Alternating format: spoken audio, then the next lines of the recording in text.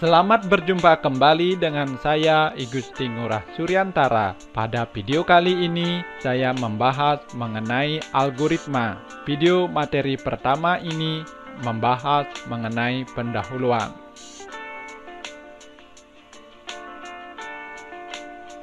Pokok bahasan, pengantar, pengertian algoritma, notasi penulisan algoritma, mengenal bahasa C, praktikum, dan latihan mandiri. Pengantar. Algoritma adalah urutan langkah-langkah untuk menyelesaikan suatu persoalan secara sistematis. Pengertian algoritma. Algoritma adalah deretan langkah-langkah komputasi yang mentransformasikan data masukan menjadi keluaran. Sejarah algoritma. Algoritma adalah inti dari ilmu komputer atau informatika. Ditinjau dari asal-usul kata, kata algoritma sendiri mempunyai sejarah yang cukup panjang.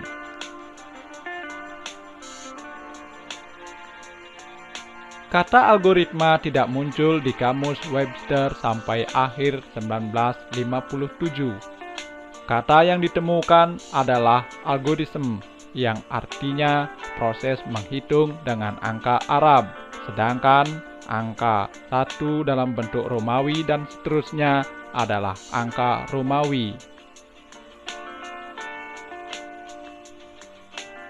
Para ahli bahasa berusaha menemukan asal kata algoritma, namun hasilnya kurang memuaskan. Sampai akhirnya para ahli sejarah matematika menemukan asal mula kata tersebut. Kata algoritma berasal dari nama penulis buku Arab yang terkenal, yaitu Abu Ja'far Muhammad ibnu Musa al-Khwarizmi, atau al-Khwarizmi dibaca orang barat menjadi algoritma. Perubahan dari kata algoritma menjadi algoritma muncul karena kata algoritma sering dikelirukan dengan aritmetik, sehingga akhirannya sem berubah menjadi tem.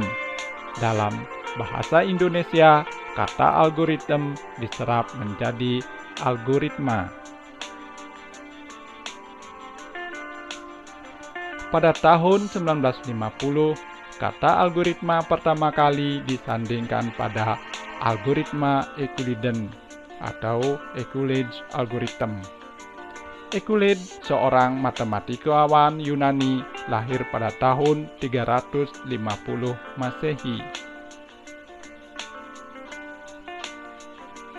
Asal kata algoritma sendiri berasal dari nama Abu Ja'far Muhammad ibnu Musa al-Khwarizmi, ilmuwan Persia yang menulis buku berjudul Al-Jabar wal Muqabalah atau Rules of Restoration and Reduction, yang diterbitkan pada tahun 825 Masehi. Algoritma sendiri memiliki beberapa ciri penting. Algoritma harus berhenti setelah mengerjakan sejumlah langkah-langkah tertentu. Setiap langkah harus didefinisikan dengan tepat dan tidak ambigu. Algoritma memiliki masukan berjumlah 0 atau lebih.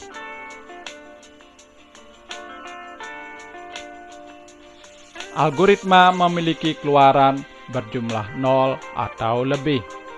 Algoritma harus efektif. Maksudnya, setiap langkah yang tertulis harus sederhana sehingga dapat dikerjakan dalam waktu singkat dan masuk akal. Algoritma yang ditulis dalam bahasa komputer dinamakan program. Bahasa komputer yang digunakan untuk menulis program disebut bahasa pemrograman.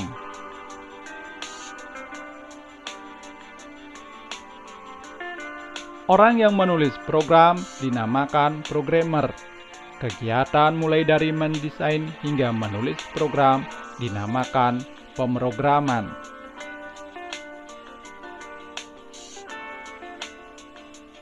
Bagaimana komputer bisa menjalankan sebuah program? Secara garis besar, komputer tersusun atas 4 komponen utama, yaitu Central Processing Unit atau CPU, memori, piranti masukan, dan piranti keluaran.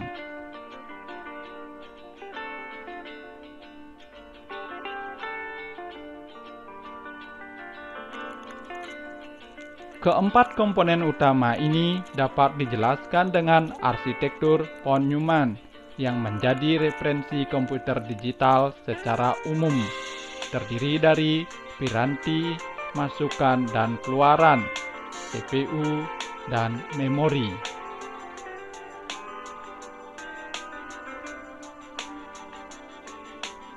Hingga saat ini, jumlah bahasa pemrograman sangat banyak. Berdasarkan tujuan aplikasinya, bahasa pemrograman dapat digolongkan menjadi bahasa pemrograman bertujuan khusus seperti COBOL, Fortran, Assembly, Prolog, dan lainnya. Bahasa pemrograman bertujuan umum seperti C, C++, C#, Java, VB.NET, Pascal, dan lain-lainnya.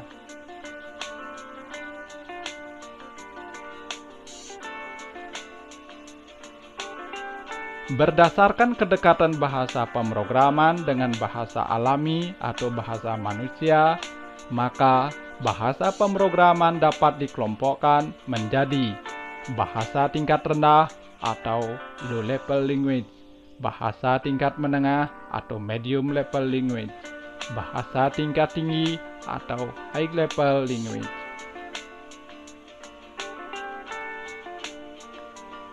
Bahasa tingkat rendah. Bahasa jenis ini dirancang agar setiap instruksinya langsung dikerjakan oleh komputer tanpa harus melalui penerjemah atau translator. Yang termasuk bahasa tingkat rendah adalah bahasa mesin.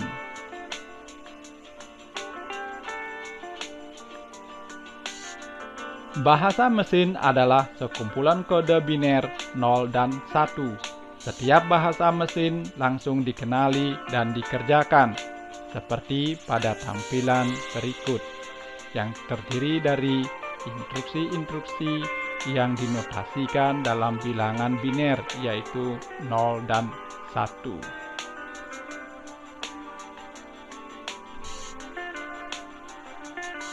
Bahasa tingkat menengah. Bahasa jenis ini dirancang agar lebih mudah dari bahasa mesin. Yang termasuk bahasa tingkat menengah adalah bahasa assembly. Dengan menggunakan bahasa assembly, sedikit lebih mudah dalam membuat program bila dibandingkan dengan menggunakan bahasa mesin.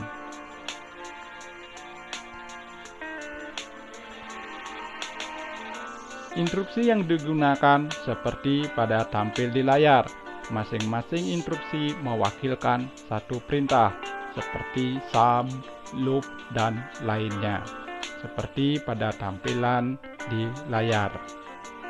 Dengan bahasa tingkat menengah, sedikit membantu para programmer, di mana masing-masing perintah sudah diwakilkan dengan satu perintah.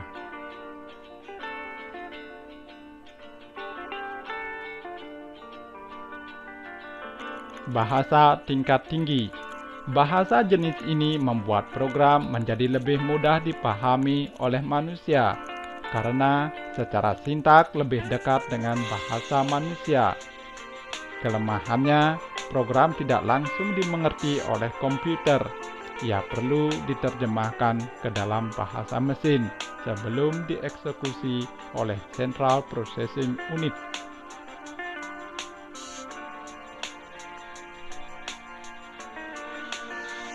Semua bahasa pemrograman, kecuali bahasa mesin dan bahasa assembly, adalah bahasa tingkat tinggi, seperti Pascal, Basic, C, C++, Java, dan lainnya. Seperti ilustrasi pada tampilan di layar. Setiap instruksinya lebih mencerminkan bahasa manusia, namun komputer tidak langsung mengerti dengan perintah tersebut. Supaya komputer bisa mengerti setiap instruksi dari source program, maka diperlukanlah penerjemah yang disebut dengan translator.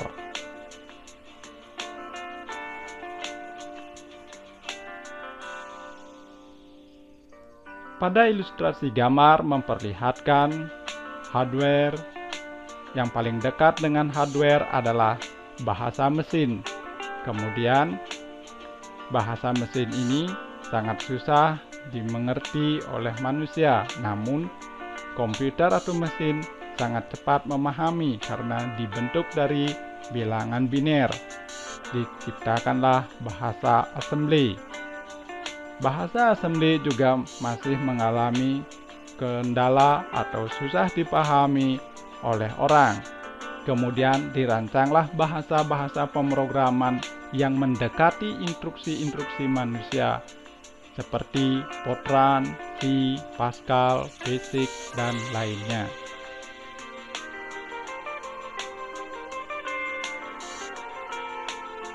Compiler dan interpreter. Mengingat bahasa tingkat tinggi hanya mudah dimengerti oleh programmer atau manusia, tetapi mesin tidak dapat mengerti instruksi yang dibuat dalam bahasa tingkat tinggi. Maka diperlukanlah penerjemah yang disebut dengan compiler dan interpreter. Compiler dan interpreter memiliki tujuan menerjemahkan bahasa sumber atau source program menjadi bahasa mesin, namun cara kerjanya berbeda. Mari kita lihat cara kerja compiler dan interpreter. Compiler, program yang dibuat dalam bahasa tingkat tinggi atau source code diterjemahkan menjadi bahasa mesin secara keseluruhan atau sekaligus. Interpreter, program yang dibuat dalam bahasa tingkat tinggi atau source code diterjemahkan menjadi bahasa mesin per perintah atau per baris perintah.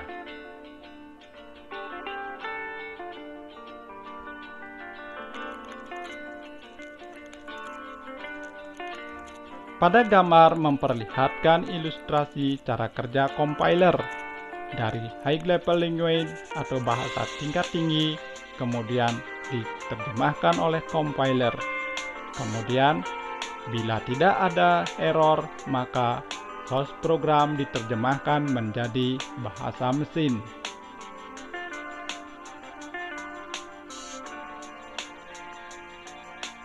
Pada gambar mengilustrasikan dari bahasa tingkat tinggi menjadi bahasa assembly, kemudian menjadi bahasa mesin yang terdiri dari bilangan 0 atau 1. Bahasa mesin inilah yang dimengerti oleh komputer. Dari source program menjadi bahasa mesin diterjemahkan menggunakan compiler atau interpreter.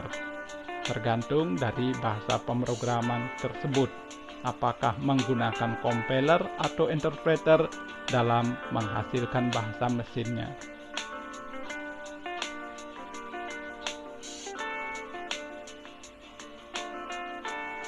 Pada gambar memperlihatkan blok diagram kompilasi. Pada saat mengkompilasi bahasa sumber menjadi bahasa mesin, secara umum diilustrasikan pada gambar berikut. Pada bagian analisa terdiri dari penganalisa leksikal yang disebut sebagai scanner. Kemudian lanjut pada tahap berikutnya, yaitu penganalisa sintaks atau parser. Berikutnya adalah penganalisa semantik atau pembangkit kode antara. Pada bagian sintesa terdiri dari dua tahap, yaitu pembentuk kode dan pengoptimal kode. Sehingga dari program sumber atau source code menjadi bahasa mesin atau program sasaran.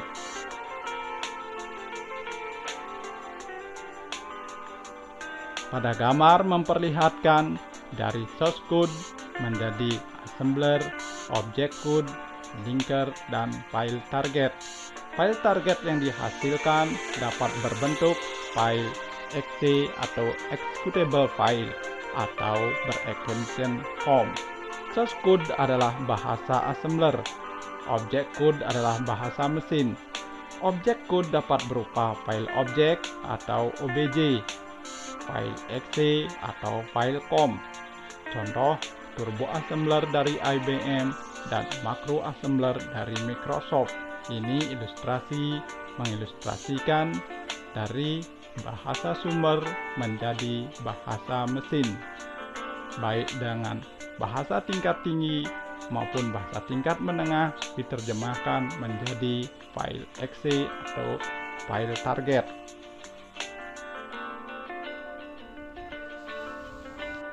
Notasi penulisan algoritma.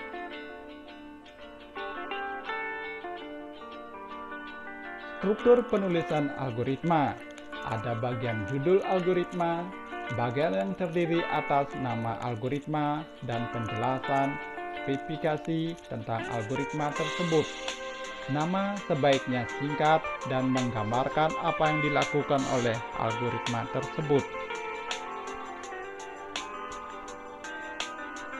Bagian deklarasi, bagian untuk mendefinisikan semua nama yang digunakan di dalam program. Nama tersebut dapat berupa nama tetapan, peubah, tipe, prosedur, dan fungsi.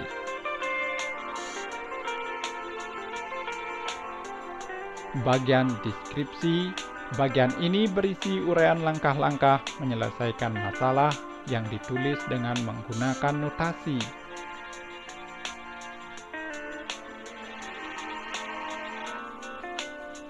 Dalam membuat algoritma, kita dapat menggunakan notasi seperti kalimat deskriptif, menggunakan desain flowchart, atau dengan menggunakan pseudocode. Yang mana saja digunakan boleh di dalam membuat algoritma, baik menggunakan kalimat berbentuk deskriptif maupun dengan flowchart atau ditulis dengan pseudocode. Mari kita lihat ketiga metode tersebut dalam menuliskan algoritma.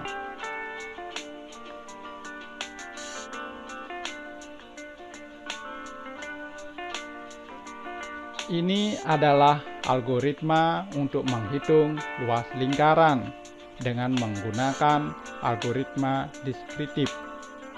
Perhatikan sebuah objek lingkaran. Untuk menghitung luas lingkaran harus diketahui nilai pi dan nilai jari-jari. Perhatikan gambarnya terdiri dari luas, syaratnya adalah pi kali r kuadrat. Jari-jari harus diketahui. Pi adalah konstanta atau nilai yang sudah pasti, yang bersifat konstanta, yang tidak berubah. Sedangkan nilai yang berubah disebut sebagai variabel. Nilai variabel di sini adalah r, jari-jari. Nilai konstanta adalah pi sebesar 3,14. Bila ditulis dalam notasi algoritma dengan deskriptif, maka beri dengan judulnya adalah menghitung luas lingkaran. Kemudian program dimulai. Untuk menghitung luas lingkaran harus diketahui nilai pi dan nilai r. Kebetulan nilai pi di sini bersifat konstanta dan nilai r adalah peubah atau variabel, di mana nilai r adalah bisa berubah-ubah, sedangkan nilai pi adalah tetap sehingga disebut dengan konstanta. Apabila nilai pi sudah diketahui dan nilai r sudah diketahui, maka algoritma dapat menghitung luasnya dengan menggunakan rumus hitung L sama dengan pi kali r kuadrat. Hasil dari perhitungan pi kali r kuadrat ditampung di variabel bernama L. Kemudian untuk mendapatkan hasilnya atau ditampilkan, maka cetak hasil L, maka program selesai. Ini disebut sebagai algoritma dalam bentuk notasi deskriptif.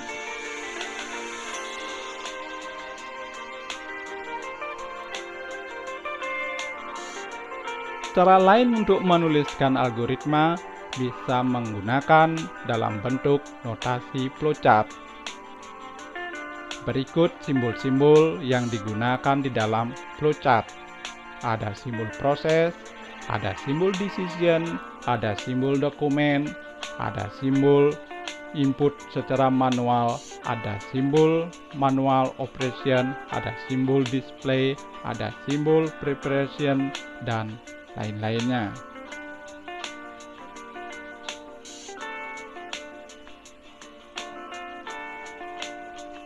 Dalam kasus yang sama, kita akan menggunakan algoritma dalam notasi flowchart.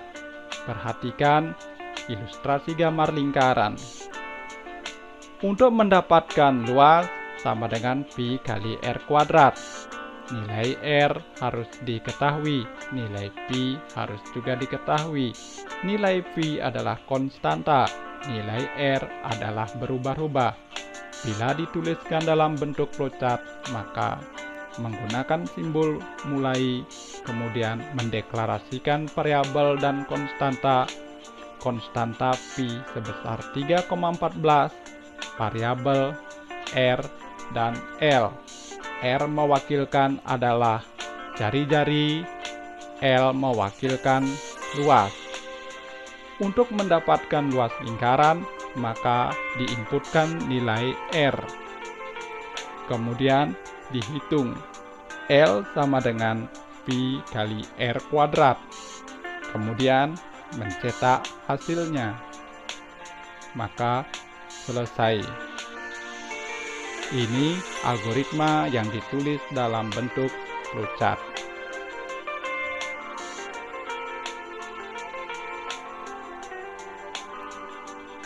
Algoritma dengan pseudocode. Perhatikan kembali gambar daripada lingkaran. Untuk menghitung luas lingkaran harus diketahui nilai Pi dan R. Dalam bentuk pseudocode, kita membuat judul daripada algoritma kita atau program kita adalah luas lingkaran. Kita deklarasikan konstantanya adalah Pi, variabelnya adalah luas dan jari-jari. Dengan tipe datanya adalah real atau pecahan, misalkan integer adalah bilangan bulat. Algoritmanya input jari-jari, maka yang dibaca adalah jari-jari. Luas sama dengan Pi kali jari-jari kali jari-jari atau R kuadrat.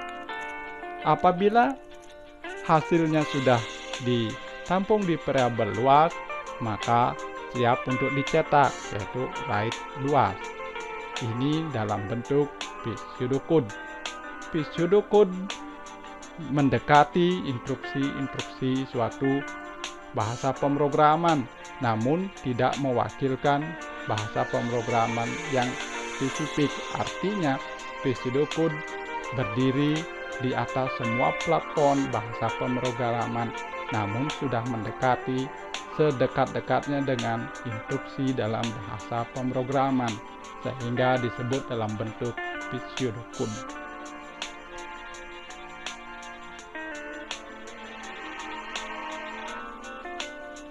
Konsep pemrograman.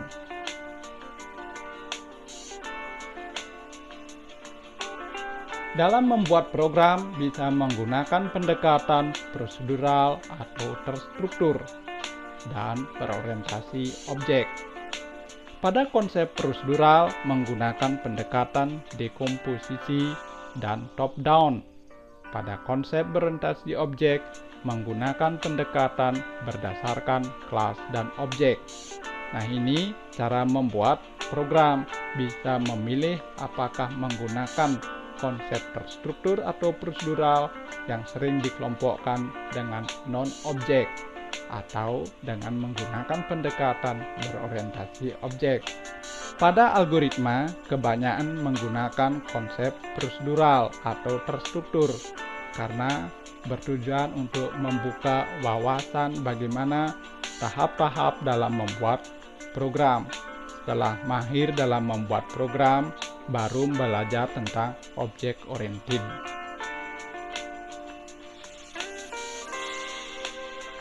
Definisi prosedural menurut Kamus Besar Bahasa Indonesia. Tahap-tahap kegiatan untuk menyelesaikan suatu aktivitas. Metode langkah demi langkah secara eksak dalam memecahkan suatu masalah. Pada konsep prosedural, program dibedakan antara bagian data dan bagian instruksi. Bahasa pemrograman yang mendukung konsep ini seperti Basic, Pascal, Fortran, C, C++, dan yang lainnya.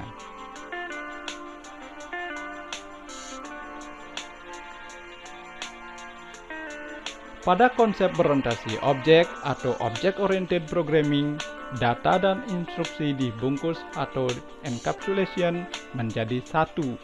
Pada pendekatan berorientasi objek dimulai dengan membuat kelas, kemudian kelas diinstansiasi menjadi objek.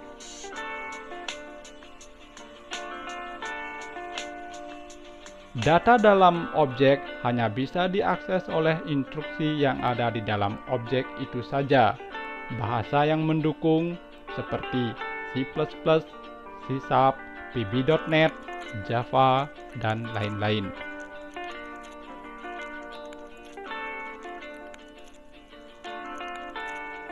Pendekatan lainnya. Selain menggunakan pendekatan prosedural dan berorientasi objek, masih ada pendekatan yang lainnya, seperti pemrograman fungsional, pemrograman deklaratif, pemrograman konkuren.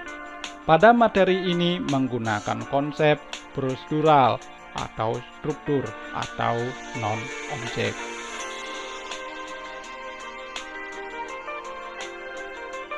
Mengenal bahasa C. Sekilas mengenai bahasa C. C adalah bahasa pemrograman komputer yang dibuat pada tahun 1972 oleh Dennis Ritchie di perusahaan Bell Laboratories. C menjadi inspirasi untuk hampir semua bahasa tingkat tinggi paling populer yang tersedia saat ini, seperti Java, C++, C#, PHP, Python, dan yang lainnya. Sistem operasi Unix, Microsoft Windows, Linux, dan lain-lainnya, semuanya dibuat dengan bahasa C.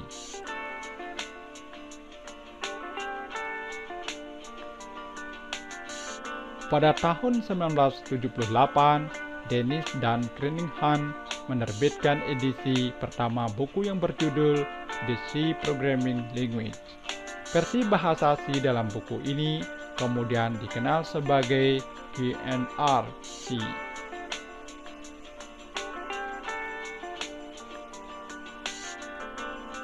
Pada tahun 1989, American National Standard Institute membuat standar C yang dikenal sebagai ANSI C. Edisi kedua The C Programming Language meliputi ANSI C. Hingga sekarang, buku ini merupakan referensi utama seorang yang mempelajari bahasa C.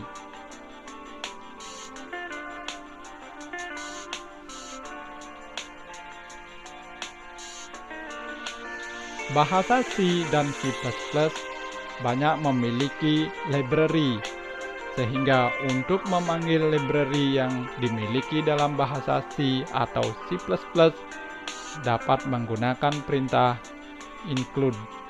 Nama library-nya dipanggil, misalkan include studio.h untuk bahasa C, include iostream untuk bahasa C++. Memerintahkan kompilator untuk menyertakan file studio.h atau IOStream.h yang berisi pustaka standar untuk proses input dan output atau Standard Input-Output Library.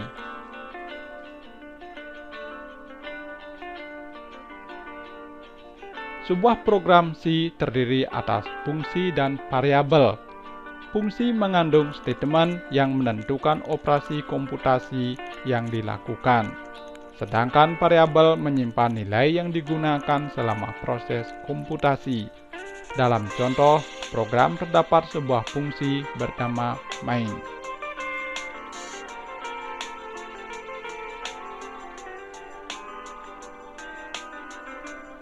Setiap program harus memiliki satu fungsi main, karena sebuah program dieksekusi mulai dari baris pertama fungsi main.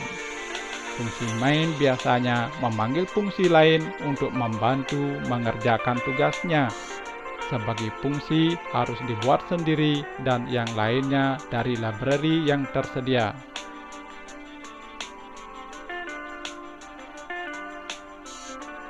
Salah satu cara komunikasi data antar fungsi adalah dengan memberi argumen pada fungsi yang dipanggil.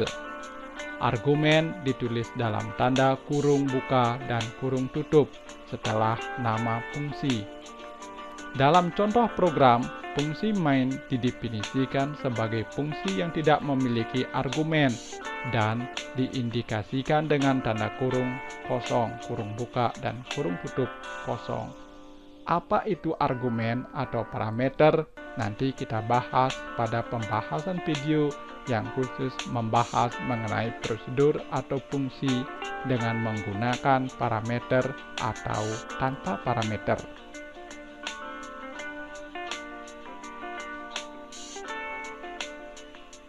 Statement dari sebuah fungsi ditulis dalam kurung kurawal untuk bahasa C dan dalam tanda lebih kecil dalam bahasa C++. Dalam contoh kita, fungsi main hanya mengandung satu statement, misalkan printf, yaitu hello. Nah, di sini kita menggunakan mencetak dengan perintah printf. Kita juga dapat mencetak dengan menggunakan cout. Nah, ini perintah dasar di dalam pelajaran kita pada video pertama ini. Sebuah fungsi dipanggil dengan namanya, diikuti dengan argumen dalam tanda kurung.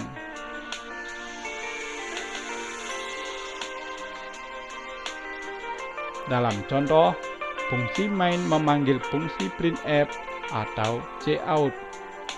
Printf dan cout adalah fungsi pustaka yang mencetak output. Dalam hal ini, string karakter antara tanda petik ganda.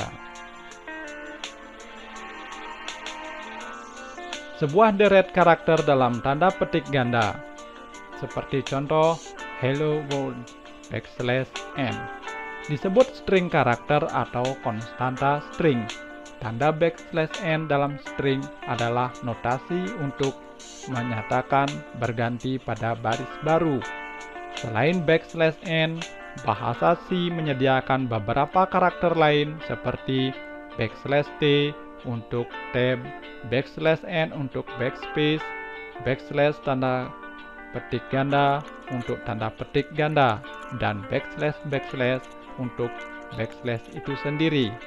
Untuk bahasa C++ menggunakan tanda \n atau nl yang menyatakan sebagai berganti baris baru atau n-line.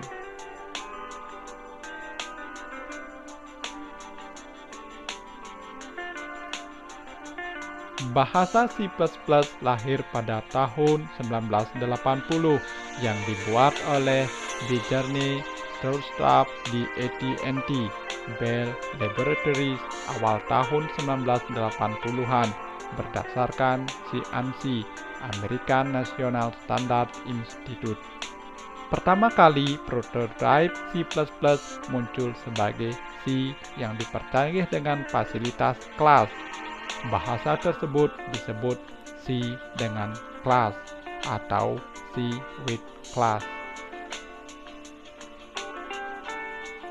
praktikum dan latihan mandiri. Studi kasus kita kali ini adalah menghitung segitiga. Kita akan menggunakan 3 algoritma dalam menghitung luas segitiga, yaitu algoritma deskriptif dalam bentuk flowchart dan pseudocode.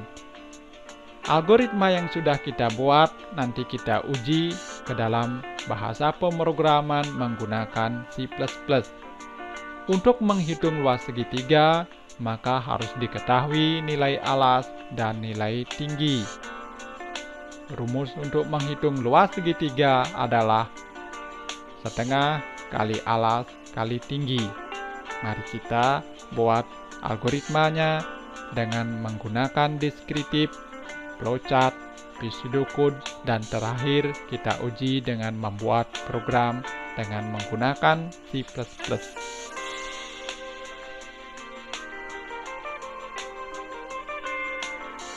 Algoritma menghitung luas segitiga dengan algoritma deskriptif. Algoritma menghitung luas segitiga. Program dimulai. Tentukan nilai alas dan tinggi. Dalam hal ini, alas dan tinggi adalah variabel atau peubah yang menyimpan nilai yang dimasukkan oleh user. Luas adalah variabel yang menampung perhitungan dari luas segitiga, yaitu setengah kali alas kali tinggi. Apabila hasil perhitungan setengah kali alas kali tinggi sudah dihitung, maka disimpan di variabel bernama luas. Luas akan membawa hasil perhitungan setengah kali alas kali tinggi. Apabila kita ingin mencetak hasilnya, maka cetak hasil luas yang dipanggil adalah variabel luas, karena variabel luas menyimpan atau menampung nilai perhitungan setengah kali alas kali tinggi. Program selesai.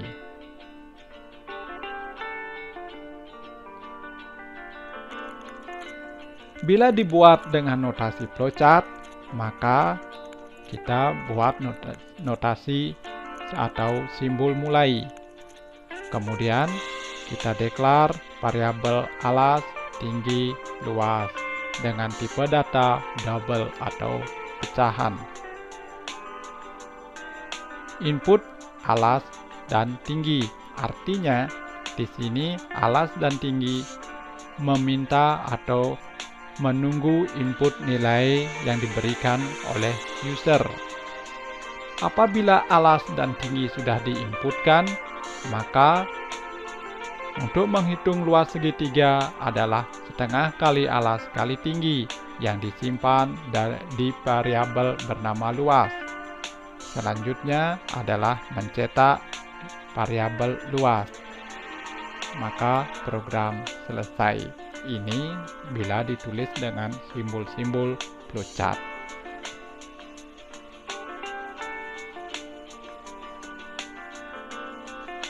Bila ditulis dalam bentuk pseudocode, maka kita tentukan judul daripada program kita.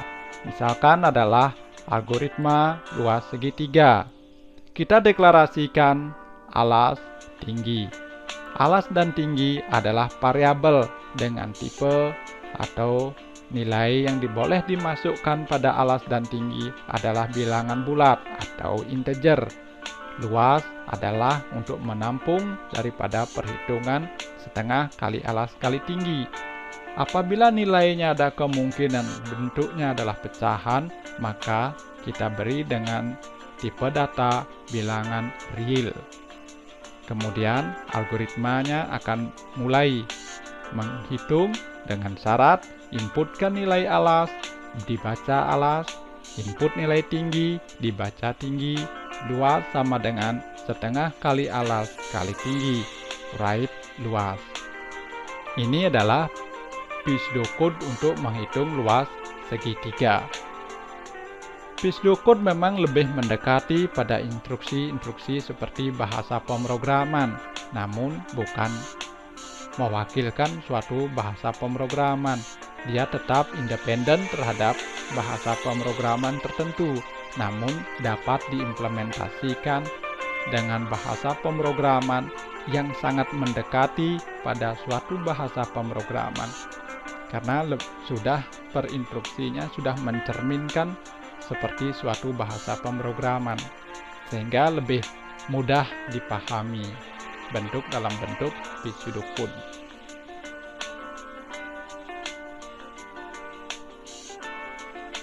Berikut saatnya kita menguji algoritma yang kita buat, entah itu dengan bentuk deskriptif atau dengan flowchart atau dalam bentuk pseudocode. Maka kita saatnya sekarang menguji algoritma yang kita buat. Pada latihan kita ini menggunakan bahasa pemrograman C++. Bisa saja menggunakan bahasa yang lain seperti Pascal, Basic, dan lainnya. Setiap algoritma independen terhadap bahasa pemrograman tertentu, sehingga algoritma dapat diimplementasikan ke dalam bahasa pemrograman. Mari kita lihat setiap instruksinya di dalam bahasa C++. Di dalam bahasa C atau C++ banyak memiliki library untuk mendukung kerjanya setiap instruksi. Maka kita include-kan setiap library yang dibutuhkan. Misalkan include stdio.h, include iostream.h, dan include junio.h. Kemudian ada init main. Nah, di sini disebut sebagai main program.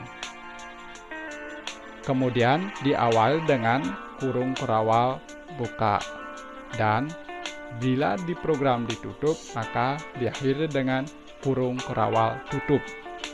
Di antara blok kurung kerawal buka dan blok kurung kerawal tutup, disinilah perintah-perintah yang akan dikerjakan oleh program. Karena kita masih latihan pertama, maka semua perintahnya kita taruh di main program. Kecuali nanti kita belajar fungsi, prosedur, program-program tersebut bisa dipecah-pecah ke dalam bentuk fungsi dan prosedur. Untuk video ini masih pengantar algoritma, maka kita menggunakan main program untuk menampung semua instruksi yang kita buat. Berdasarkan algoritma yang kita buat, maka alas dan tinggi kita deklar dengan tipe data integer. Dalam bahasa C++, tipe data integer menggunakan perintah int, variabelnya adalah alas dan tinggi, diakhiri dengan titik koma. Untuk variabel luas adalah menampung nilai pecahan, maka menggunakan tipe data float, luas, titik koma. Untuk mencetak suatu instruksi di dalam bahasa C++ biar tampil di screen atau di layar, maka kita dapat menggunakan perintah printf. Message yang akan dicetak harus ada di dalam tanda kutip double, sehingga kurung buka, tanda kutip, masukkan alas, ditutup dengan tanda kutip double, titik koma. Untuk membaca nilainya dapat menggunakan perintah scanf, %d, dan alas, titik koma. Nanti akan kita pelajari di video-video berikutnya mengenai format daripada %d dan lain-lainnya. Kemudian setelah alas dibuat dalam bentuk message, masukkan nilai alas dan dibaca nilainya adalah alas, maka kita buat printf untuk tinggi. Printf masukkan tinggi, scanf, %d, kemudian simbol dan tinggi. Luas sama dengan setengah kali alas kali tinggi. Titik koma. Titik koma ini seperti tanda titik dalam kita menulis di suatu deskripsi. Dalam bahasa C++ dibuat dengan simbol titik koma. Untuk mencetak hasilnya kita dapat menggunakan perintah cout. Maka kita gunakan perintah tersebut untuk mencetak hasil daripada luas segitiga, yaitu cout. Luas segitiga adalah panggil variabel bernama luas. \n digunakan untuk berganti baris baru. Cout \n, tekan enter untuk keluar. Gunakan perintah get untuk menahan tampilan supaya sempat kita melihat output daripada program kita. Kurang lebih programnya seperti itu, silahkan dibuat menggunakan C++. Program yang kita buat dengan bahasa tingkat tinggi maka akan diterjemahkan oleh compiler menjadi bahasa mesin. Apabila kita jalankan atau di running program kita, maka kurang lebih akan tampil di layar kita adalah masukkan nilai alas. Terserah, dalam hal ini saya masukkan 10, kemudian tekan enter, masukkan tinggi bebas, dalam hal ini saya masukkan 15, karena alas dan tinggi adalah variabel, maka nilainya berapapun dimasukkan boleh, selama nilai yang dimasukkan adalah bilangan bulat atau integer, karena di program kita mendeklar alas dan tinggi tersebut adalah dengan tipe data integer. Setelah nilai alas dan tinggi kita masukkan, maka proses berikutnya adalah komputer akan menghitung luas segitiga berdasarkan rumus setengah kali alas kali tinggi, dicampur di variabel atau peubah bernama luas. Setelah mendapatkan nilai variabel perubah dari setengah kali alas kali tinggi, maka dicetak hasilnya dengan perintah cout. Maka luas segitiga adalah perhitungan dari setengah kali alas kali tinggi, yaitu setengah kali 10 kali 15 sama dengan 75. Tekan enter untuk keluar. Nah, ini latihan dari membuat algoritma, membuat programnya. Apabila ada kasus atau contoh yang memiliki tipe dengan level seperti ini, maka rekan-rekan sudah bisa membuat programnya dalam kasus yang memiliki kemiripan atau keserupaan.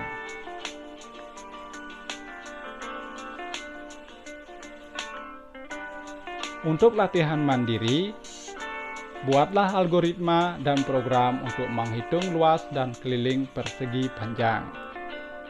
Luas persegi panjang dihitung dengan luas sama dengan panjang kali lebar, keliling sama dengan 2 kali panjang ditambah lebar.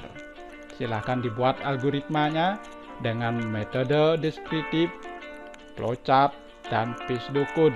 Bila sudah terbiasa menulisnya, maka lanjutkan membuat programnya. Bisa melihat contoh program yang dibuat untuk menghitung luas segitiga.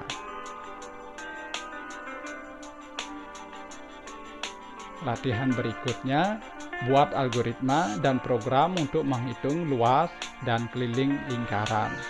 Luas sama dengan V kali R kuadrat, keliling sama dengan 2 kali pi dikali jari-jari. Kemudian selanjutnya latihan berikutnya adalah buat algoritma dan program untuk menghitung luas dan volume balok. Luas sama dengan 2 kali panjang kali lebar ditambah 2 kali panjang kali tinggi ditambah 2 kali lebar kali tinggi. Volume sama dengan panjang kali lebar kali tinggi. Silahkan rekan-rekan mencoba membuat algoritmanya, entah dengan menggunakan algoritma deskriptif, entah menggunakan dengan flowchart, atau bisa juga dengan pseudocode. Silahkan dilatih sehingga terbiasa membuat algoritma dan kemudian dilanjutkan membuat program, sehingga antara algoritma yang dibuat diuji dengan program apakah algoritmanya benar atau ada kekurangan. Selamat mencoba.